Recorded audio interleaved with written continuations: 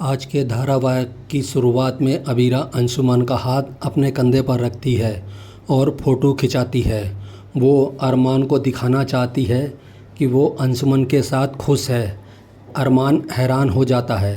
अबीरा दिखाना चाहती है कि वो अंशुमन के साथ खुश है। अंशुमन का ज़रूरी फ़ोन आता है। वो फ़ोन अटेंड करने चला जाता है। अरमान अबीरा के पास जाता है और कहता है, मुझे फंक्शन के लिए कुछ ज़रूरी बात करनी है, लेकिन अबीरा उसे नज़रअंदाज करके जाने लगती है। तभी अबीरा का बैलेंस बिगड़ता है। वो सीधा अरमान की बाहों में गिर जाती है। उन दोनों की नज़रें टकराती हैं। दोनों को अपने पुराने पल याद आते हैं। फ़ोटोग्राफ़र ये पल अपने कैमरे में कैद कर लेता है।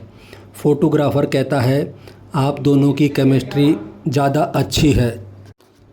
ये सुनकर अबीरा को गुस्सा आता है। अबीरा फ़ोटोग्राफ़र पर भड़कती है और कहती है, आपने हमारी फ़ोटो क्यों ली? फ़ोटोग्राफ़र कहता है, आप एक बार फ़ोटो देख लीजिए, इसके बाद आपको पता चल जाएगा कि अंशुमन सर के साथ आपको पोज कैसे देना है।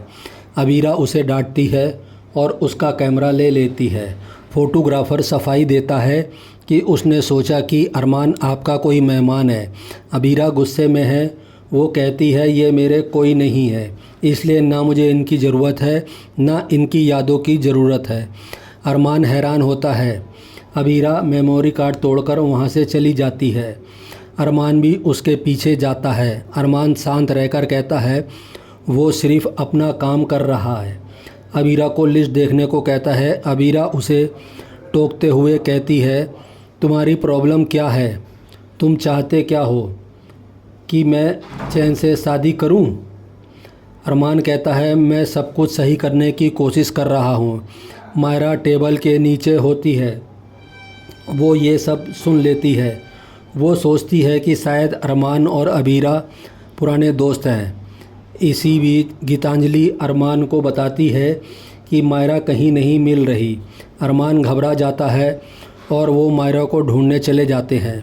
मायरा टेबल के ऊपर से मिठाई लेने की कोशिश करती है। अबीरा उसे देख लेती है। अबीरा मायरा के साथ टेबल के नीचे बैठ जाती है और दोनों मिठाई खाने लगते हैं। अरमान कावेरी से मिलता है। कावेरी पूछती है, क्रश के लिए मैनेजर की नौकरी किस लिए कर रहे हो? अरमान कहता है, मैंने ये नौकरी पैसों के लिए की है। आप तो मुझे अपना पोता ही नहीं मानती हो, फिर आपको फ़र्क क्यों पड़ रहा है? अरमान चला जाता है। वो टेबल के नीचे मायरा और अबीरा को देखता है। वो मन ही मन अबीरा से माफ़ी मांगता है और सोचता है कि मैंने तुम्हारी बेटी को तुमसे छीन लिया है, लेकिन तुम्हें अपनी फूफी के साथ ये पल ज़रूर मिलेंगे।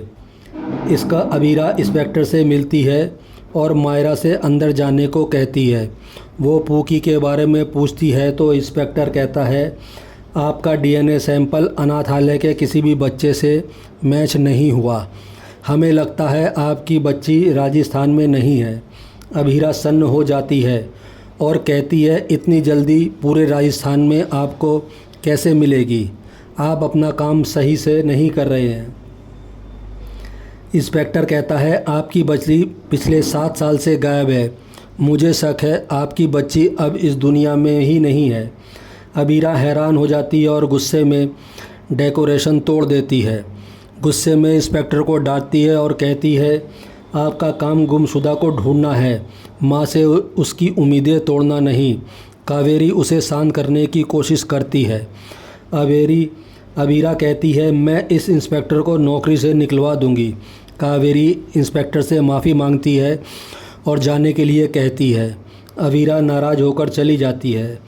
मायरा ये बात सुन लेती है और अबीरा के पीछे जाने लगती है, लेकिन गीतांजलि उसे रोक लेती है और कहती है कि हमें वापस जाना है। मायरा जाने से इनकार कर देती है और वहाँ से भाग जाती है। अबीरा कमरे में आती है, तभी उसके पेट में चोट लग जाती है। अबीरा खुद को हिम्मत देती है और उसकी फूफी को कुछ नहीं हुआ है। मायरा आती है और उसका ख्याल रखती है और कहती है, आप इंस्पेक्टर की बातों को दिल पर मत लो। मायरा अबीरा के आंसू पोंछती है और कहती है कि आपकी फूफी मिल जाएगी। तभी वह अबीरा की चोट देखती है और उसकी मदद करती है। अरमान भी उन्हें देखता है और विद्या की बात याद करता है।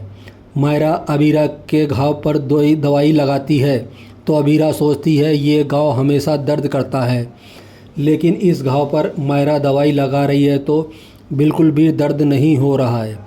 अरमान उन्हें देखकर खुश होता है।